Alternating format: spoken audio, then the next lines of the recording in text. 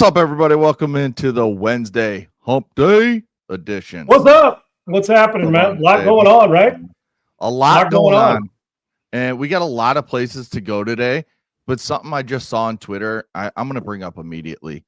A Tibetan Mastiff in China was sold. A dog was sold for over $1 million. A Tibetan Mastiff. That means somebody's got a lot of money. Now they're beautiful dogs, dude. Beautiful dogs, but you got to have a lot of kiss my ass money for a dog. I tell you right now, I'm being on now. This is going to sound crazy, and I ain't bullshit. I wouldn't sell one of my dogs for $1 million right now. I would not do it. That's the honest to God truth. If you came to me and said, "Here's $1 million cash for Kilo, my 100-pound bully," I would not sell that dog. I'm talking about to somebody who's a great owner. Mm-hmm. I wouldn't sell it. I wouldn't sell it to one of my kids for $1 million. Now that dog looks like he belongs on a fun show or in a cartoon. But I'm telling you, I wouldn't sell any of my 3 dogs for $1 million cash if you came to. I know people can say bullshit. I'm telling you, I would not. I absolutely. Now I wouldn't pay $1 million for a dog, Segs. Now that's the difference. I wouldn't get. That's a beautiful dog. If somebody has Mastiff, a hard on for a Mastiff, and it's like taking Cialis. I'm not saying now. Some people are going to say, "Oh, it gets hard because you want the dog." Well, there's some freaky shit going on in this world, but I'm talking about that. If it gets in you're like, I got to have that dog, and I'm willing. It's like a baseball card, right? Segs. Here's $3 million for a Pete Rose baseball card. Okay, I get why you love the dog, and if you got money that you want to make sure that dog's taken care of, and you're a Mastiff fanatic. Spend your money however you. I'd rather have you spend it to save the dog than do something stupid with $1 million to harm some animal or something, right? I'm never paying $1 million for a dog, even if I got $1 billion. Why? Because I can get a dog a lot cheaper that I love that needs love as well. I'll leave the $1 million purchase for somebody else, but I promise you, and I know you think I'm bullshit, I would not. If you came and said, "Here is $1 million cash," and you had it in a James Bond briefcase. I want Kilo. I want one of your dogs. I would not sell my dog for $1 million.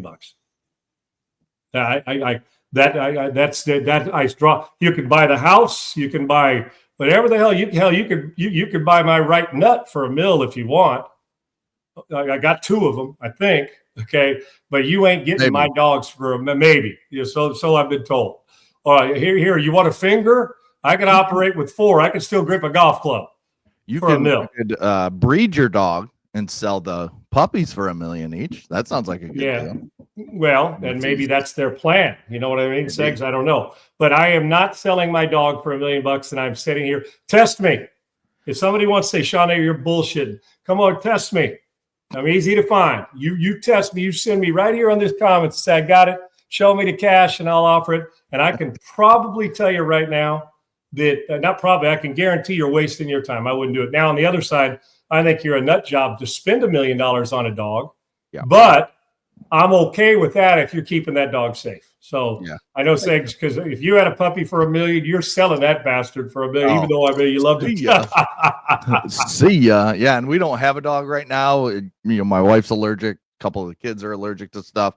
Eventually, we'll get a dog. But yeah, if someone comes offering me a cool $1 million, tax free, I can't do he's it. out. Look at my USMC EA4 and USMC. My dog wishes I'd sell him. I have a 2- and 5-year-old. I get it because they're probably grabbing him and pulling his ears and the rest of it.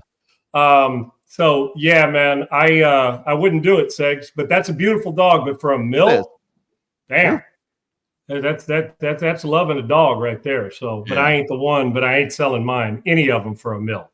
We got a lot to talk about. Old man's giving the wife up for $1 million. Hell yeah! See ya. Hopefully, my wife isn't watching. And that's tax free too. So you've got $1.04, right? $1.03. Tax free. Yeah, there you go. There you go. Yeah, wifey can go. All right, we got a ton to talk about today. We're going to talk World Series Game 4 last night. We're going to talk. I saw an NIL or not NIL. I just read NIL. A coach's hot seat kind of ranking of who's the hottest. I think we can talk about that today or tomorrow. But I want to start in the NFL, Sean. We've been kind of teasing this the last couple days. And I said this past week, from Thursday to Monday, we only had one game decided by single digit points. And that was that Jets game where they came back from down double digits to beat the Cincinnati Bengals 39-38 in a crazy game that probably a lot of people didn't watch because it's two bad teams. All the rest of the games, mostly 2 touchdown wins, and 12 of the 13 games were double-digit wins. Do you feel like this is kind of the NFL being top-heavy? Do you feel like it's just kind of product of the NFL right now? What do you take with that, with the way this past weekend went in the NFL? I think the haves are pretty damn good at the top, but I think there's more have-nots that either don't know how to scout and evaluate talent, even though they think they do. General managers get more. General managers and athletic directors are the greatest hall pass job in the world. The guys you hired can be shitty and you still keep your job. How Andrew Berry still has a job in Cleveland is beyond me. How these athletic directors that spend $100 million on these coaches and then the coach sucks and they run him out. You're costing the university $50, $60, $70, $80 million. You hired him. You're attached at the hip. You're going to take all the credit when those some bitches win a national championship, though. You'll be up there holding that trophy, in whether it's college or a Super Bowl trophy, if you can. But the deal is they ain't going to hold one because the general managers around this league at times are not the experts you think they are. They just got hired to assume they're an expert. So I can tell you this. I think that I'm going to say it plain and simple. With all the shortened training camp, rules in the league, lack of commitment and buy-in to certain coaches to players, overabundance of money, of guaranteed contracts that make you say, I got mine. Coaches hiring buddies. It's take the pie, cut it into 8 pieces all you want, or 12 if you got the extra large pizza. And that's what it is. But I think the shittier is far worse than the good is good in this league. That's why you see those scores and you see them on a regular basis. And quite frankly, some of them just aren't competitive. You're watching it's like a batter swinging at a pitch. Did you see like his second strike last night in one of his at-bat segs? I'm going back when Bichette was at the plate and Ohtani threw him about a 4-foot hook and it landed a yard outside the strike zone and he waved at it. It was so and Bichette's a damn good hitter. Yeah. Waved at it. That's the NFL every week, some way, shape, or form. It's rare that when a good team plays a bad team, the bad team either pulls off some upset that we can't believe, Atlanta beating whoever the Buffalo, was it Buffalo that they Buffalo, smoked? Yes. Right. Or you get the good team usually hammering the bad team. But it's not the close one. Usually the bad team. So how did that happen? We're shocked, right? How does Cleveland, when Flacco's there, beat Green Bay 13-10, right? So I think the awful, the bottom third of the shit, the matter of fact, I'm going to even go 14, 15 teams are, for the most part, so inconsistently good and really consistently bad, you can just wash them away.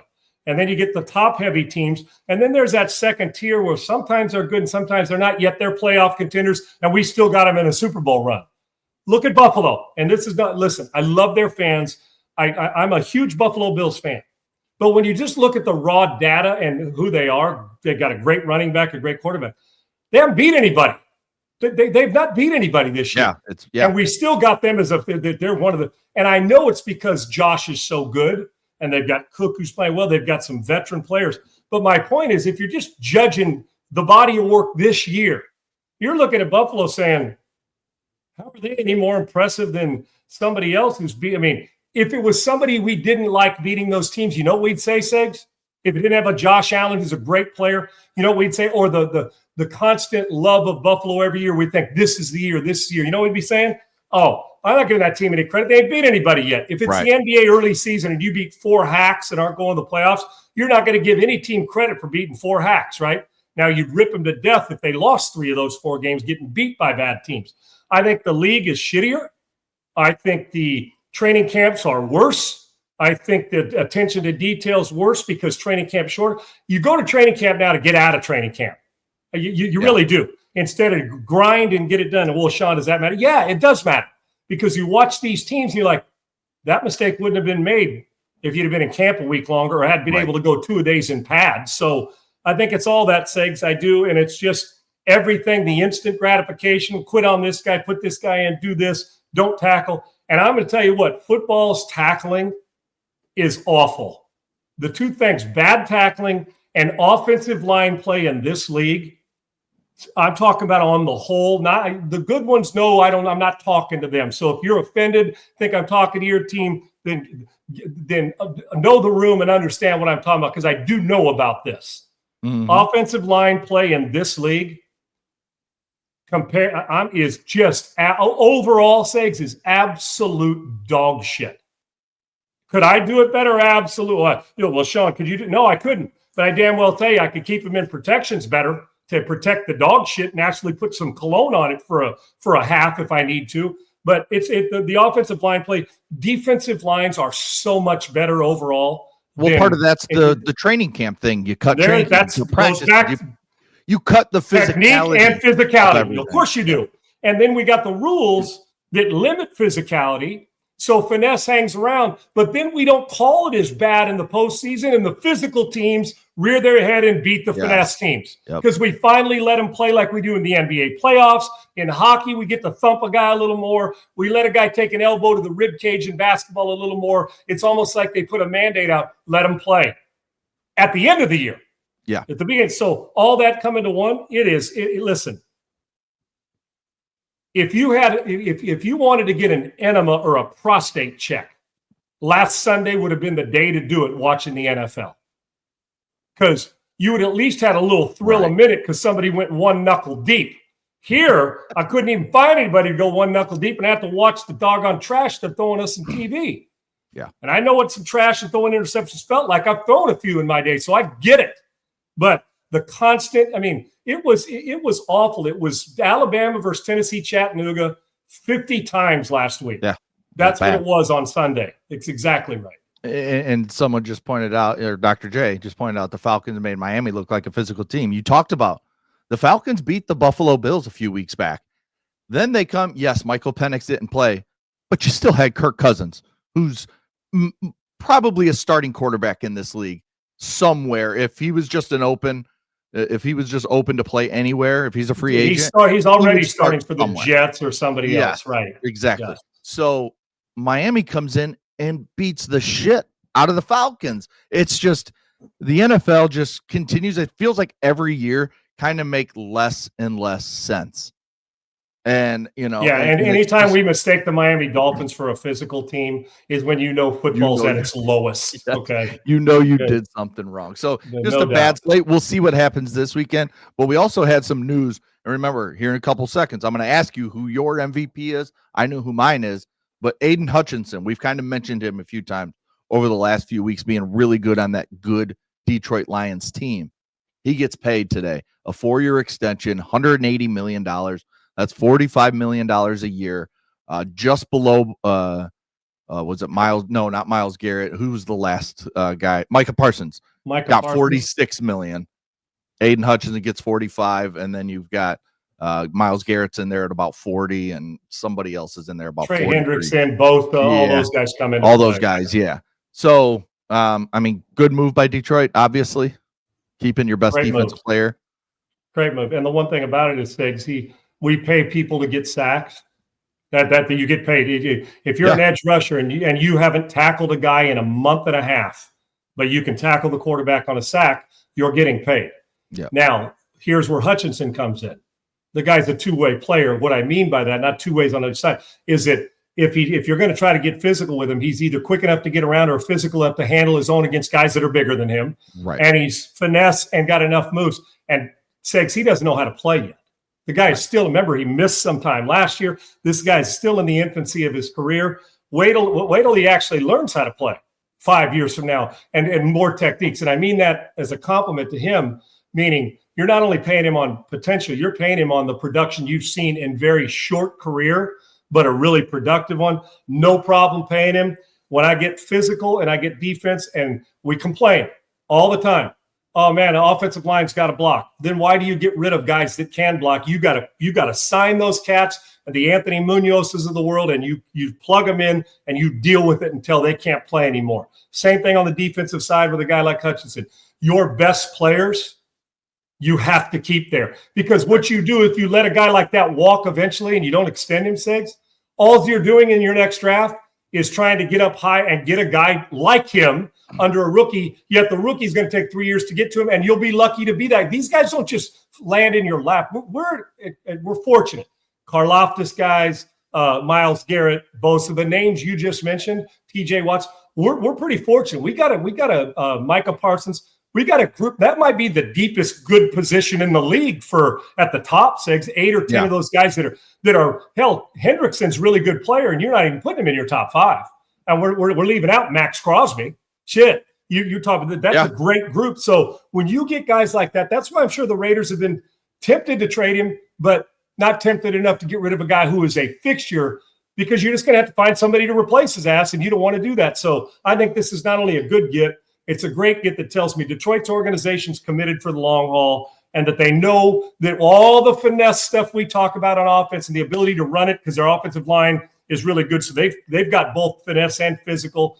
Now they're adding that to their defense, saying we're not just going to score 38 and give up 34.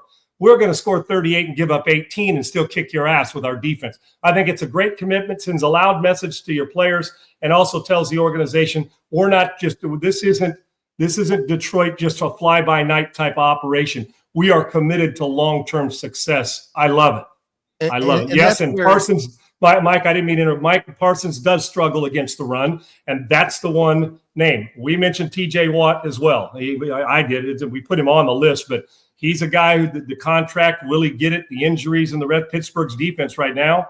And TJ's been great, but Pittsburgh's defense is awful. One guy's not making enough difference for them, and it's a problem. So, back to it, say that's a position you have to solidify, because if you're not physical in this league, you don't play in February, especially with your front 7. And that's why you go back to this offseason. You go back to when Micah Parsons was traded from Dallas to Green Bay. And then all of a sudden, we got the trade deadline coming up next Tuesday. What's some of the rumors we hear? Dallas is out there talking to Cincinnati and Vegas about Trey Hendrickson and Max Crosby. And yes, those guys, we saw that graphic that Triple E put up of the salaries of these guys. And you saw Max Crosby on there at about $40 million, I think it was. Micah Parsons making 46. I'm sorry. Yes, Micah Parsons, when he's at his best, is $6 million better than Max Crosby. And you're going to pay a huge premium to go get Max Crosby. So I'm just telling you right now that, okay, so it is $10 million. That's a little different. I could see that, but you're still going to pay the 2 first for Max Crosby. Yes. C-Segs, here's the part I don't get. It doesn't make sense. You had your guy. You win it, right. You had Parsons. He's not great in the run game. He can be moved around, but we don't pay those guys for the run game. If you get both, it's a bonus. Right. It just is, to be able to defend the run and go get the quarterback. Like a lot of those guys that do it are the interior guys, but this guy can play. And when you can move him around, it's a great thing. But the Max Crosby's, Micah Parsons. But here's the deal. Think about this logic with Jerry. You trade Parsons. I think part of it becomes a personality thing, Segs. I think that there comes a part where they got into a pissing match and Jerry was going to prove that he was going to win. So you trade him and you get some assets for him, right? Now you're going to go back in. If you do trade for Max Crosby, let's say it is Max, and you bring him to Dallas, you're going to turn right around and give up assets to save $10 million. That's what we're doing here.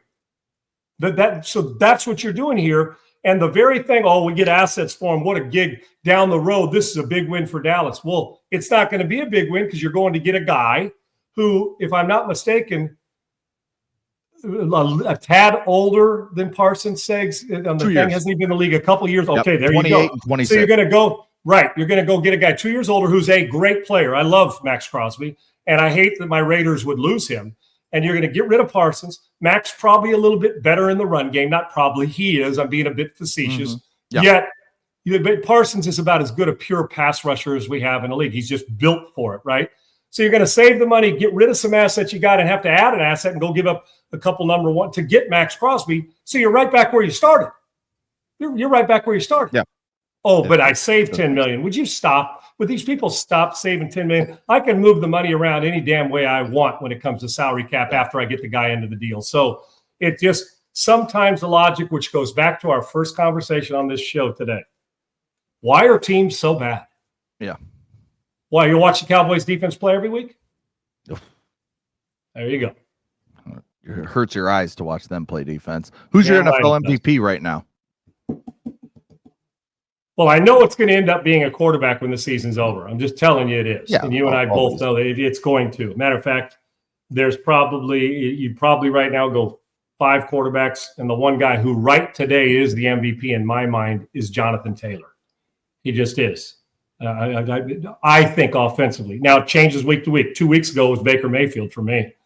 He is, but I'm going to tell you who right now, as we go down the stretch, who's been part of the moving, had a moving day like at Augusta on Saturday, is Mahomes has thrust himself right into this mix. He has thrust himself right in this mix. I want to throw Daniel Jones in there and say he's been fantastic. Without him, and if it was Richardson, Jonathan Taylor's not having the same year he's having. Because why? Because you would just stack the line and say Richardson, and 48% completion guys don't beat anybody. The opposite is true. Ask Elway and John, who was so good. You get Terrell Davis, things change a little bit, because now how do you defend the Colts? And their perimeter people are underrated, Segs. They're damn good. Pittman, they're good. Yeah. They know how to get it done. So I'm going to, Darnold's in it, Mayfield's in it, Daniel Jones in it, Josh Allen in it, Mahomes is in it. To me, every single Drake May, let's not leave him out. I think Drake May is going to be fantastic, and I still think that the New England Patriots can win the division. I think they've been more impressive because they've had to beat different teams than Buffalo has, not to say it. Now, I know when it all gets down to it, I like Josh Allen with the ball in his hand. Jonathan Taylor, in my mind, has to be, but what they're going to end up doing, he's going to end up being the offensive player of the year, and that's exactly right. And Daniel Jones on Kalshi, good point pick a couple weeks ago. There's 5 or 6 guys, but the way Jonathan Taylor's playing, he's just making Daniel Jones better and better and better and better. But Mahomes is going to creep into this, Segs. I'm just telling you, if he already hasn't in some eyes. I don't know where he is on the Vegas odds. But a lot of the odds I've seen, he's tops. A month from now, if he isn't, and they keep this up, he will be the odds-on favorite to win it. And Jonathan Taylor will be the odds-on favorite to win Offensive Player of the Year. Yeah. Jonathan Taylor leads the league in carries, yards, and rushing touchdowns. He's got over 1,200 yards, I believe. That's the triple crown for running backs, 850 yards, 12 touchdowns. Yeah, he's got 12 touchdowns, not 1,200. Is he your guy too right now? Yeah, right now it's got to be him. And like you said, with Mahomes and May creeping, and then you still got Baker on the periphery. You still got or looking at this, Matthew Stafford. That's the guy I was trying to think of. I have him right. Stafford's the sneaky one, Segs. Yes. I think with it when they're fully healthy and they get rolling, he's going to end up in that top 3 or 4 and could win it. For my money, Stafford still slings it as good as anybody. And without him, they are just if he wasn't playing, they're not a Super Bowl contender. Yeah. He's as valuable to his team as anybody is to theirs. Stafford will be there, but I don't know how we turn away from Mahomes right now the way he's done it. And 4 weeks ago, you would have laughed at me if I'd have said Mahomes is in that running. Yeah. I mean, they were just terrible at that point, and getting a little bit more healthy has helped Patrick Mahomes tremendously, and he's turned his game up even more. All right, before we move on to some NBA, because we are going to talk a little NBA and what's going on around that league. Tell me about some crypto, Sean. Yeah, I definitely will. Crypto's Segs, and they've made a massive jump. Man. This crypto stuff that's going on. I was a guy who was, what's the best way to put this? A little distant from it, because we've seen the ups and downs of it. And you say, okay, tell me why. Tell me why crypto for me. Well, I'm going to tell you why for you. Now, listen, the benefits and an explanation of what CRO is, some still don't know. And if you're late to the party, you're not too late to the party. You can still get in. Listen, let's be clear about cryptocurrency. It's no longer emerging. Oh, it's on its way. No. It's here. And it's here to stay. And it's here with this latest move that we've discussed that cements the reality in a big way. Trump Media just linked a massive, in the last couple months, 6.4 to be exact, billion-dollar deal with Yorkville Acquisition Corp. Not a million, 6.4 billion. And Crypto.com, the crypto platform trusted by millions of users worldwide. That's where they inked this massive deal. So they're teaming up to scoop up $6.4 billion in CRO. the powerhouse token that fuels fast, low-fee DeFi staking rewards and real-world perks like cash back on your spends. Don't we all want cash back on our spends? That's the next bonus, right? Spend, cash back, cash back, cash back. We've seen it years ago. Oh, I take this airline, boom, give me cash back or give me miles. Well, crypto's doing that with those great cash back rewards, and it is on all your spends there, right? So to establish America's first CRO treasury, Trump Media Group CRO strategy, when it's done, this new company will be the biggest publicly traded CRO holder out there. The biggest CRO holder out there. So you want in on the action. If you don't, guys, what's it hurt to check? It doesn't hurt anything. Don't be late to the party twice, because then the girl you were going to dance with is dancing with the other guy. Don't let that happen. Get to the party, get to the dance, and go find the girl to dance with. And that's crypto right now. Think about it now. Head to crypto.com today and let's make crypto great again. For more information on this proposed business combination, check out Yorkville Acquisition Corp's public filings. You can go there and see all this, $6.4 billion worth. Again, signed a $6.4 billion Trump Media did with Yorkville Acquisition Corporation. And upon this completion, the newly formed company will be the largest publicly traded holder of CRO. To buy CRO, visit crypto.com today. Visit crypto, you see it right there, CRYPTO.com today and be part of a historic move and a historic company. And you know, if you're late to the party, don't miss it twice. It's crypto.com. All right. Thanks to Crypto, as always, for being one of our show sponsors. Sean, the NBA. We haven't talked a lot of NBA. And so a few little things. And as you see in our title, the NBA Cup's chaos. The NBA Cup begins. This tournament they do in the winter over November and December. I didn't realize it was starting. I'm not. The NBA's kind of pushed me away. Yeah, it's kind of pushed me away over the last few years. I still watch some Bulls games here and there. I'll throw it on if nothing else is on. If a good game's on TNT, I'll throw it on. Kind of have it in the background while I'm doing some stuff with my kids or whatever. But Victor Wembanyama, this dude is Dikembe Mutombo and Kevin Durant combined. I mean, the way, I don't know if you saw a highlight of him the other night where he blocked a ball that he was 6 feet away from at the basket when he started. He blocked it easy. Another guy on the other team got the ball, went right up, and he blocked him too. It's just, and they're saying that he's now grown to 7'7". I can't remember who it was that said 7'5". Maybe it was like Sean Bradley or something, did an interview somewhere. And he's like, I'm sitting here right now, and he was taller than me. I was looking up at him. You're talking about a 7'7" guy who can dribble and handle the ball and shoot like Kevin Durant. And yet he plays defense like he's Dikembe Mutombo in his prime. And the kid's still, 22, 21 years old, whatever he is? I mean, look at the numbers. It's crazy, Segs. He's 21. Remember when he was, what he got, was it sick or hurt last year, Segs? Did he get sick or was it 2 years ago? The first thing we always wonder is, like with the Chet Holmgrens, these guys, lower leg injuries or stuff that slows them down. We've seen it with Embiid. We've seen it with a lot of dominant big men. We just have, and for obvious reasons. It's a lot of body to hang around the court and pound on the hardwood on a regular basis. Well, this kid's different. And you saw him when he came in, he was different. And then you see him the next year and he's different. This year, he's taken it to a whole new level. He has expanded his game. He can knock him down, take you to the rim.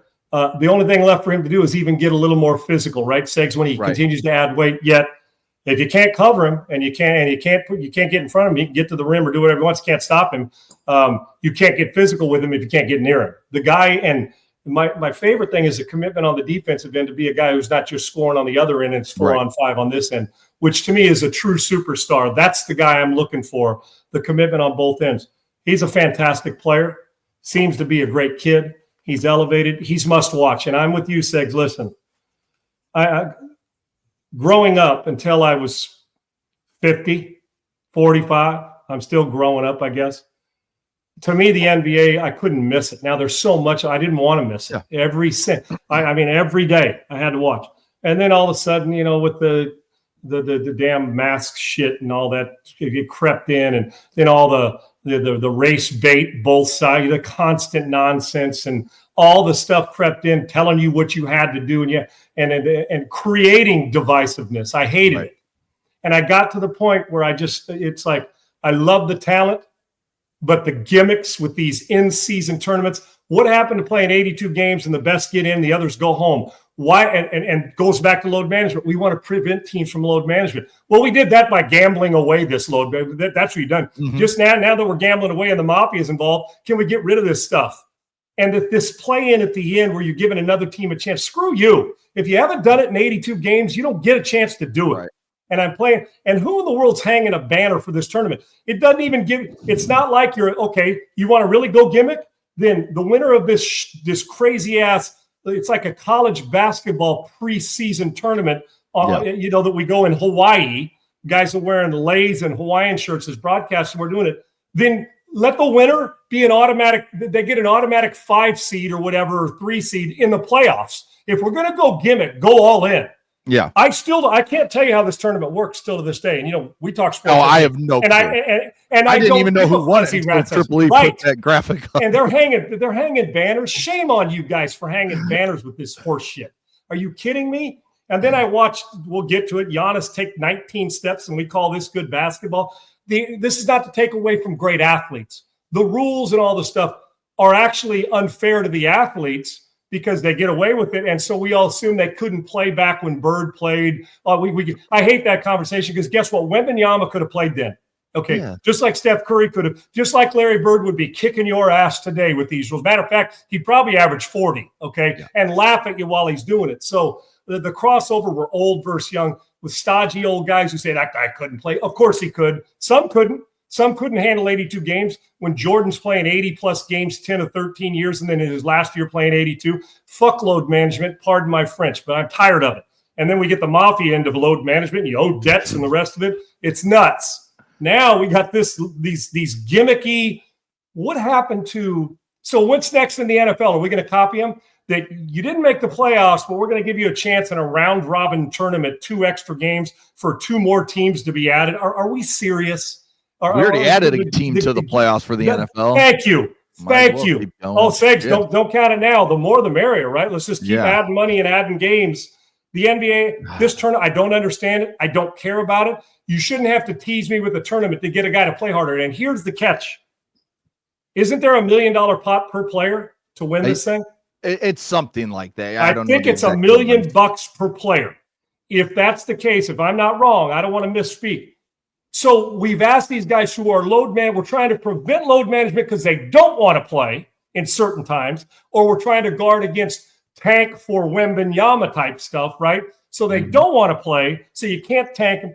So we're going to give them $1 million at the beginning of the season to the player, but we're going to still charge the same for the ticket. Once again, the fans don't get a seat at the table.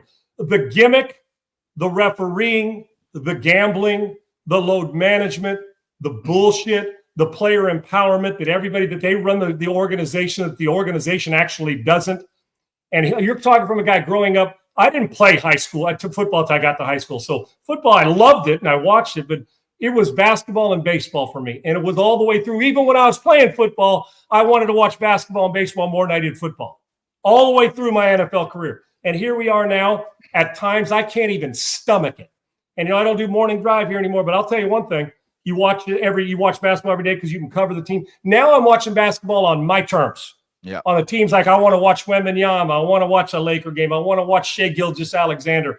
I can do it. I don't have to watch, and I do want to watch the Rockets this year because even though they started off slow, I want to see KD's impact. But now it's watch when I want to, not because I have to cover a team can you imagine having to cover a team that's not going to show up and play? Can you imagine having to talk about that every day? So to me, the NBA is a mere shell of its former self when it comes to rules, gimmicks. And we want to reward everybody, but it is society. You finished 15th. We're going to give you a chance to get in the playoffs with this tournament at the end of the year, and then or how it turns out with seeding. You do this, and then you all of a sudden jump up to a higher seed if you were the 10th or 20th. It's nuts. It's absolutely ridiculous. So And this tournament here, I didn't even know it started. And I don't watch it because it's a tournament. I don't care who wins it. It's just another NBA game. And if I want to watch the players, then I'll watch it. Rules and gimmicks and all this horse crap are ruining certain sports. And the NBA, sadly enough, the athletes are watchable because they're so good. The overall product to me is unwatchable because of the load management and the money they're charging fans, and you don't know who's showing up, who's not. Now add gambling problems to it. Good gambling's great. Illegal gambling's you're an idiot. So to me, it is the worst of times when it comes to the NBA with some of the best players you'll ever see in your life. Yeah, and Michael Jordan, is now a part of NBA on NBC. He did a sit down with Mike Tirico, and he talked about load management. Tirico asked him about it, and he said it was never even a consideration because first of all, I loved the game and I always wanted to play the game. The game is what I put all that work in since I was a young kid to become the player I was. I always wanted to play. I never wanted to sit out, but I always wanted to play for the fan, the Chicago fan that was sitting way up like me when I was a young kid, sitting way up in Chicago Stadium or in the United Center, going to watch, paying, dad or mom or whoever paying a week's salary to go watch Michael Jordan play. He wanted to play for those type of fans, but he also wanted to play for, and because Tirico asked him, he goes, you wanted to play like in the Palace up in Detroit? You'd never wanted to take a game off there? He goes, no, because those same fans that are motherfucking me from the top, I want to prove to them that I'm the greatest they've ever seen. And that's the drive. That's the same drive that Kobe had. These guys now don't have that. That's why he's the best in the world, Segs. And they're making double what those guys made in that time period. They're making $70 million a year. And they minimum double. Fucking days off. Those guys back when Jordan, even to Kobe's days, they're playing back-to-backs. They're playing 4 games in a week. Now, if you play 3 games in a week, it's like once a year. And you know what else, they've pussified the sport so much, and they've made it unwatchable with the shit they let them get away with, which I want to talk about in a second after you give your point. It's made the game unwatchable, and I don't think these guys are as talented as the guys were back then because they get away with all this shit, and they're still just scoring the same amount of points as Jordan did in his prime. Well, in the clip we'll show, shortly, but not yet. And I love Giannis, but he took.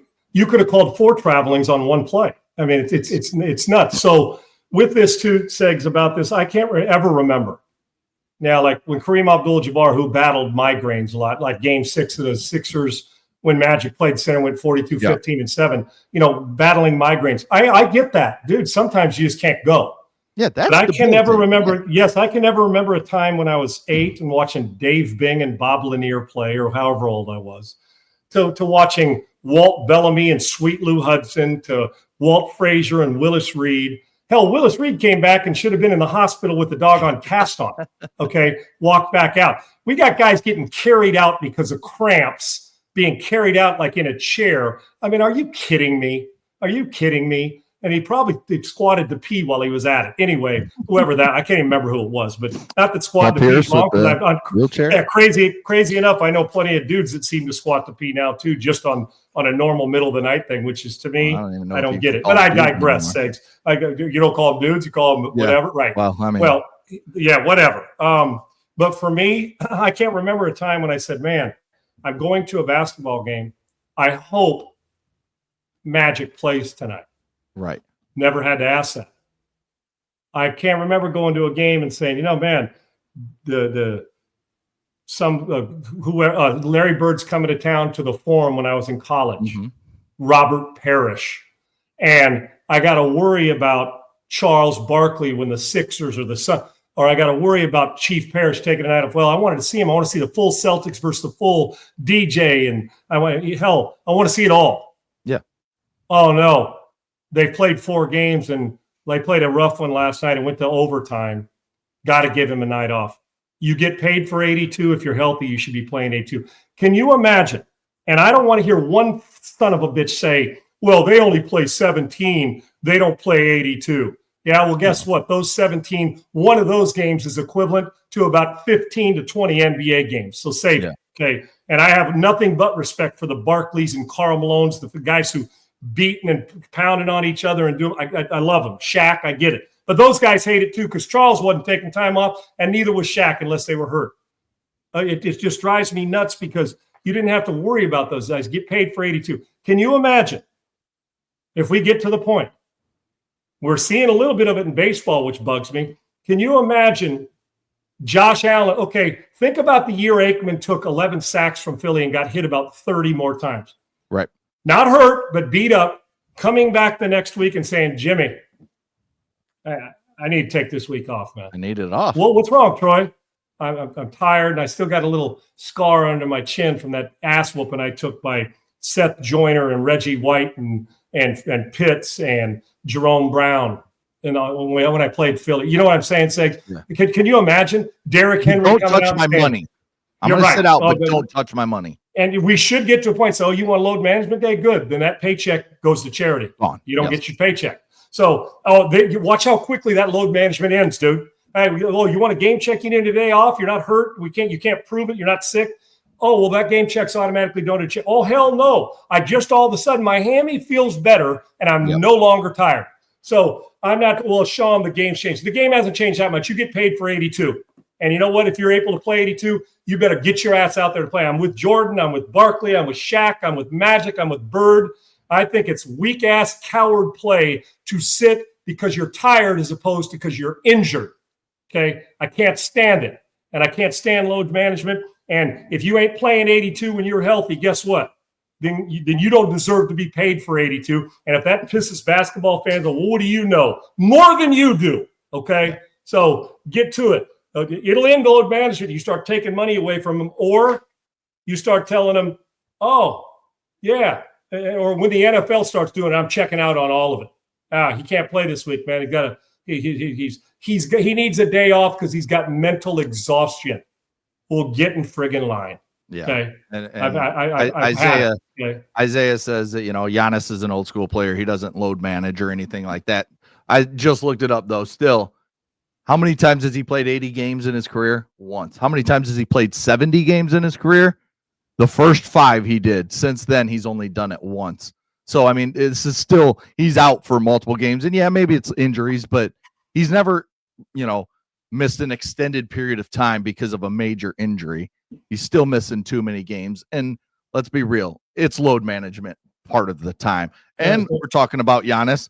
I mean, Triple E, you could throw it up. The travel from last night that you've mentioned, Sean. I mean, this is why I hate basketball, because I grew up playing basketball. I grew up another time. This to me is, first of all, it's embarrassing that this happened. Secondly, get the refs out. Let the players call their own game if this is going to be the case. I'm kidding, obviously. But if you're letting this go, it's a superstar, it's Giannis, people want to see him score. I don't want to see him score like this. This is bullshit. It's ridiculous. It's embarrassing. Everybody in the stands should get a refund because you know what? If he averages 40, then take away about 9 a game. Exactly. If he averages 30, take away 9 a game because guess what? He's already, and we see this all the time, dude. If it's not that blatant, we see 3 and 4 and 5. And palming the basketball. Guy will have it under. He'll carry it, look around, put it back on the deck. Listen, you guys are just being a little too over. No, we're not being overboard. No. So say that's humiliating to the league. You think Adam Silver's got a few problems. Adam Silver's got a lot of problems. And if you can't call it right, just like the tush push, which I know we're going to get into, then you know what? Get rid of it or do something else. I just can't fathom that those referees are watching this game thinking, this is good basketball. And if you're a fan, look at Giannis. Look how long he is in getting to the rim. Yeah, the ball should have been out of his hand and back on the deck by the time he hit the free throw line, let alone a layup from the top of the circle. Not the circle, from the 3-point line. Yeah. Embarrassment. I mean, and you watch this? Have you watched the full game yet this year? Have you watched the full game yet this year in any team? No. Neither have I. Yeah, no, I can't. I mean, so those points per game, it probably is 29 right there, 28. Yeah. And the other ones are turnovers on taking it to the rim, right? There you go. And I love the guy. The guy's a great player. And it's on the league because they are changing these rules. Again, like I said, the reason he can get away with that because he can dribble. It doesn't matter how many steps he takes until he grabs the ball with 2 hands. So as long as He can dribble once, and if that ball's hold just hold the ball under with those big because he can pump from the bottom. His hands are so big, it doesn't matter. He can run 5 steps if he wants, and then once he grabs it with 2 hands, then he gets 2 steps with the gather step. So really, it's 3. So this is why the NBA is stupid. I never thought I'd say this, Segs. The majority of it, great. Like I love watching Steph Curry knock down 3. It's a blast to watch certain players. I can tell you this right now. Yes, James Harden got away with same thing. James Harden got away with 2,000 points in his career doing stuff like this. I will tell you this. The NBA at times will make you throw up in your mouth. It's no longer appointment viewing for me. It's just you want to talk about why guys need load management because of the physicality. I need load management from this shit. That's what I need. I need load management. Play this SGA clip. Shai Gilgeous-Alexander, reigning MVP, one of the best players in the league. We're talking about James Harden. This is the kind of shit that we watch. And now every single one of these, Sean, are except this one, are foul calls. Look at he just falls down, foul. He's not getting touched. Oh, fall down, foul. I thought we were done with flop. I thought we were done with it. But this guy is the MVP. Come on, man. And he gets to the free throw line more than anybody in the league. Yet this is the fouls that are being called. I love the player, Segs, his talent. He should be ashamed of himself for faking this because knowing he's going to get away with it. Look how many times he's on the deck and nobody's touched it.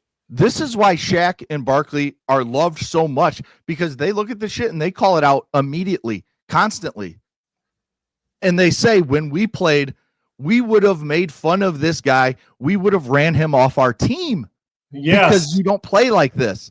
Yes. Would there be a flop on a charge every once in a while? Sure. But now it's you flop. I'm talking about offensive flop where you're flopping on a jump shot and the guy's not 2 feet near you. Yeah. Listen, you know when the next time I'll watch a full game? It'll be June for the NBA Finals. I'll watch basketball on clips if it's a good one, or say, oh, I want to go watch this game because, Wembanyama's playing against Nikola Jokic. Great. Okay, I want to see it. Until I see, or Oklahoma City play Nikola Jokic in Denver, until I see a guy who's a great player take 8 jump shots and act like he got hit on all 8 of them and fall to the hardwood and act like he's hurt and fouled and not get and get half of them called in his favor. Even if he doesn't get one called, at what point in time are you not looking at him like, get your embarrassing ass up? You're a great player. You don't need to do this. Yeah. I mean, you don't need to do this. And the thing that pisses me off, because I know you do too, we love college basketball, but it's starting to far more than the NBA. It's creeping in. Yes, it's creeping into college basketball. The constant bitching and moaning about, every single trip down the floor, unless it's just an uncontested 3 and like, in on a fast break or something, there is no play that goes without a bitching and moaning from a coach or a player on the floor in college or in the NBA. It's terrible to watch, the constant moaning. And you're right, Mahomes does flop just as much. He does the same shit as SGA does. Because he knows he's going to get the call. Exactly. No doubt. And this is part of the league's problem. The leagues are letting this shit happen. And this is why I know the NFL's viewership's up, but NBA's has gone down over the last 10 years. Maybe it's starting to creep up a little bit more, but it's down from where it was 10 plus years ago. It's because of this shit right here. Yeah, we've shown you 2 or 3 examples of why it becomes unwatchable. And the only guys that couldn't last in this league right now in the NBA are guys like Oakley, guys that Bill Lame, they did bang you a little bit and could play. Because too many guys would be pussing out right now and looking for refs calls on a regular basis. They would. You come down the lane against a Lambeer, a Barkley, Charles Oakley, Dennis Rodman, any of those type of players, they would clear you out in midair. You wouldn't get a shot off. And guess what? It was just 2 free throws. Now you're ejected from the game. If you did half the shit that Beer Lambeer, Dennis Rodman, those guys did just in the matter of a play, coming down, a hard foul, boom, you're gone now. Think about this too, Segs, is baseball, football, and basketball. Just those 3. Think about what we've eliminated in all 3, the physical part of the game. We got to sit there and watch for 5 minutes, get a catcher block the plate. Well, I mean, if you get anywhere near that shin guard before the glove goes down first, they're going to give the guy home plate. Yep. And in football, the safeties can't even be intimidating with a clean, vicious hit, a clean one, or you're done, dude, or fine. And then in basketball, we see it every day. It's just we've created this to the point where people are applauding a flag football Pro Bowl game. Would you please stop it? Yeah, I love flag football. It's good for young kids. I'm all for it. I played flag football. But the things we applaud are not the things we should be applauding. Let's put it that way. Like that right there. This sack from Johnny Newton, the defensive tackle for Washington. Way too. Oh, man, throw the flag. That's a flag. Like, I mean, just. Yeah. Now the other side of that, though, is, Sigs, think about this. Johnny Newton, listen, the quarterback's going to get up there. He wasn't hurt. It wasn't abusive. But if you're playing in this league now, how can your common sense and football IQ 100%. Not tell you, don't throw Mahomes down after 3 steps like that, because you're going to get flagged. You heard just Troy you're going to get flagged. He basically said exactly what you said. He said, you just have to have, and Newton's a young player, just drafted, but you just have to know, especially after the second spin around where you're still going, it's like, okay, let him go. But Troy Aikman says, especially this quarterback. Yes, he knows. And I have the sound up for the baseball game. I wasn't listening to the sound of the football game because I'm watching the Dodgers and Blue Jays. But when you see the play, it's like, dude, okay, I understand we're pussified with rules and protecting quarterbacks. And quarterbacks now snap their head around and look for it too. But it's that guy. I don't care if you're a rookie or 12 years old. Dude, once you got him wrapped up, just bear hug him and kiss him. And say, you're in my arms, you ain't going anywhere. Up and hold them. Swing them around. Yet the optics alone are going to make him call a personal foul on you just because, well, it's number 15 in Kansas City. He's getting every hall pass that was ever existed on the field. And you're doing that with a guy who's the best football player in the world the last 8 or so years, right? It's like, well, give him another advantage. He's already too good for the league at times anyway. And I know part of that is, when you throw a guy down, you're trying to create, not just intimidate him a little bit. But think about it, the fact, like I just said, if you're spinning around and you just pick him up and you hold him up like a baby, this dude's 6'3", 225 pounds, whatever he is, and you just hold him up as a big defensive tackle. I mean, that's emasculating to a guy like any football player. You do that, they can't call a flag. If they call a flag, then just cancel football. They basically just treated you like they've just basically treated you like a bitch. And you're like, I can't move anywhere. He straitjacketed me, and like he's not slamming me to the ground. It's almost a power play by the defensive line or the linebacker. And then just gently set him down.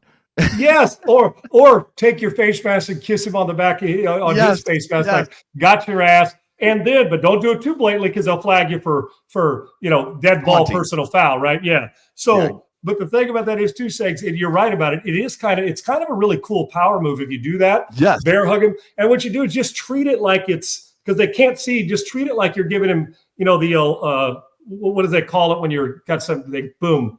Not just CPR, but what do they call it when you pull somebody to pass out of your Heimlich maneuver. Yeah, the Heimlich. Yeah, well, not the Heimlich, the Heimlich maneuver. Well, yes. it works. Both of them. Hey, well, say it again. Some people. But in truth, though, but you give them that little Heimlich, right, Segs? That's kind of like a bitch, I got you, and this is worse than me slamming you to the ground, right? It really is. I'm not even listening to you anymore. I just hope Laura cuts that and puts that on social media. So you're past the Heimlich, and you're left back at the Heimlich backburner as opposed to the Heimlich, right? Today is done. Wait, when you said some people are in that, I actually raised my hand. That was a mistake. I didn't mean that. Laura, if you're listening, which I know you are, you just cut that and put it all over everything. After she's done picking up her jaw, laughing her ass off at this, she probably will. Hey, I'm only human. I'm just trying to save lives, Segs. Save lives, okay? That's what I'm trying to do. I don't even know what to say anymore. Let's quick do our poll questions. Did you stay up to watch Game 3 of the World Series, the 18 inning? 82% said no, which I kind of figured. it's a long game, and baseball's tough to stay up for. And baseball just I did, overall, you did, but yes, but I get why most I would have said most would have dominated, and there you go. So yeah, would have agreed with that. And then our poll question today, which I'm reposting at this second: who will be the next head coach at LSU based on the Kalshi top 4 right now? Their top 4 in order were Lane Kiffin, John Sumrall, Nick Saban, which is kind of why I picked this question today, why I put it in our chat and said, hey, I think this will be a good one, because they have Nick Saban at number 3. And then they have Eli Drinkwitz from Mizzou. For those who don't know, too, Sumrall, guys, is the head coach at Tulane. Took over for Willie Fritz, is really good. The area, familiar, recruiting, gets it. He comes in high regard. But those 4 guys being mentioned, and remember, Kalshi also is a futures prediction place. Right. So it's a great place, Kalshi, who we love, and it's legal in 50 states, guys. You can jump all over this, everywhere. Yes. You go on, you're getting the same love, and they're also going to track it, unlike you got to go look up on. They're tracking it, but it feels like by the second, Segs, of it's 84%, it's 81%, it's 92% of this guy. So it kind of gives you a good look at it, and on the run, you can change your, move your pick around while it's in real time, Seg. So the Kalshi has been a godsend for people like you and me that love it. Yep. They want to see it, and they just make it so simple to use. And you can pop on there and get it. I've started, Segs, am I crazy to think that Lane Kiffin might be deep in this mix for this just because it's great football and a great fertile recruiting ground? He definitely could. The more I think about it, is he crazy to stay? And I love Ole Miss. Is he crazy to stay if it's offered? Is it a foregone conclusion that he's done? I think so. Yeah. And I would say that for LSU or Florida. If they're offering money that he is saying like, okay, that's enough for me to go, I think he has to go. And he can choose whichever one, because I think each one has its winning points that you can go there and win a national title. I still don't know that he can at Ole Miss. Okay, and I will say this, and maybe it's for a poll tomorrow or the next day, Segs. We got to, we get out in front of this for Kalshi. If he goes to Florida or LSU, I'm speaking, if Nick Saban goes to LSU, they are winning a national championship. Make no mistake about it, at some point, sooner than later. If Lane Kiffin, the choice between, let's say it comes down to Lane Kiffin, where will he win a national championship faster? Or will he? That's something you got to mull over, Segs. You think about that. I am too. Yeah. Which place can he win it faster? We talk about LSU, great players in that area, in Texas, obviously. Florida's got tremendously fertile playground to go in. Mm-hmm. Or will he come up short regardless of where he's the coach, and will he get lumped into that category? I think Lane Kiffin's a hell of a football coach, and he's matured since his days as a Trojans and the rest of it. He's really good. I'm curious to see how people would feel. Do you feel, Segs? Don't answer this now. Would he win one at either place? Which one faster? Or would he still be searching for one when he was done at either one of those places? Yeah. All right. We'll talk about that tomorrow.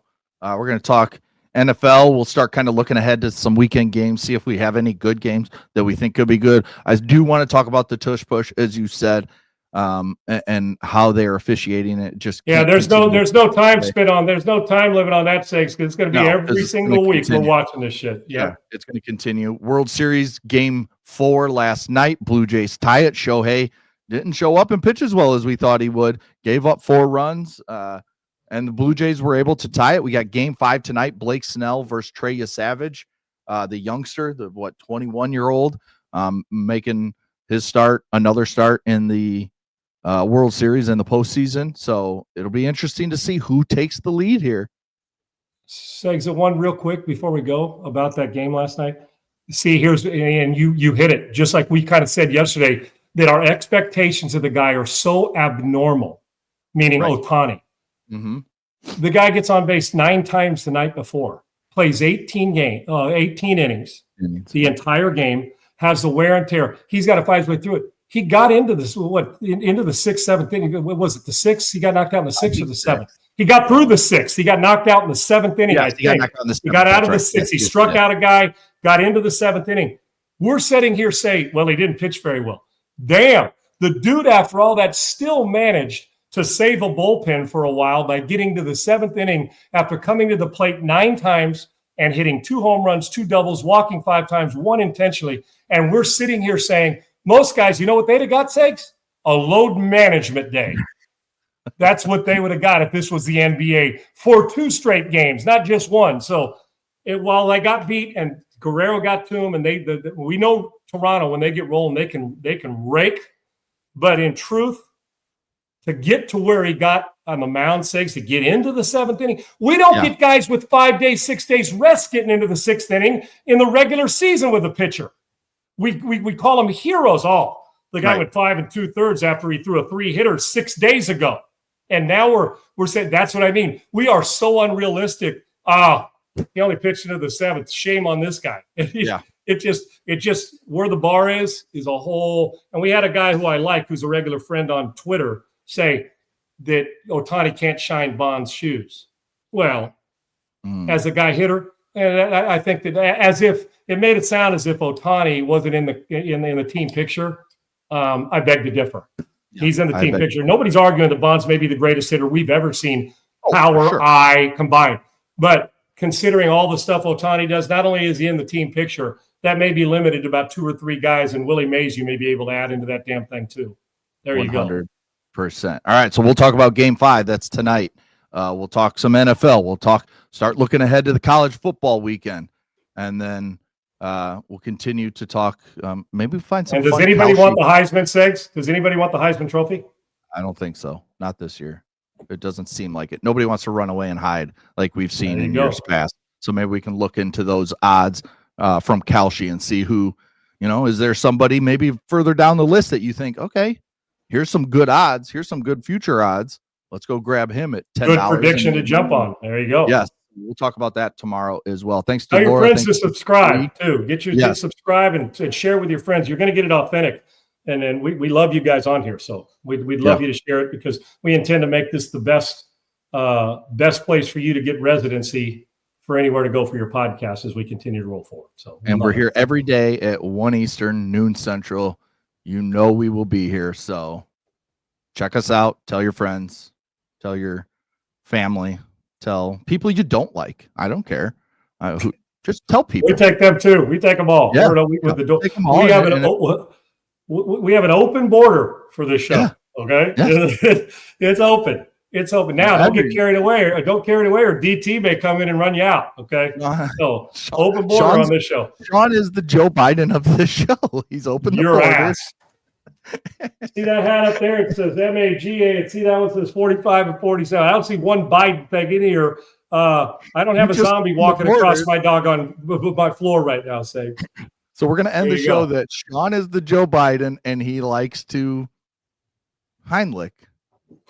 Well, but I'm not kissing kids on the forehead that are 4 and smelling their hair. So get me off this show. Now that you mentioned a guy that I wouldn't have voted for if I was dead. Okay. Well, I guess I could vote if I was dead. I meant I wouldn't have voted for if he was dead. But then again, you thought, well, we waltzed around like there was 4 years of nothing happening. So here we go. All right. We'll be back tomorrow, 1 Eastern, noon Central. We'll talk to you guys later. Peace.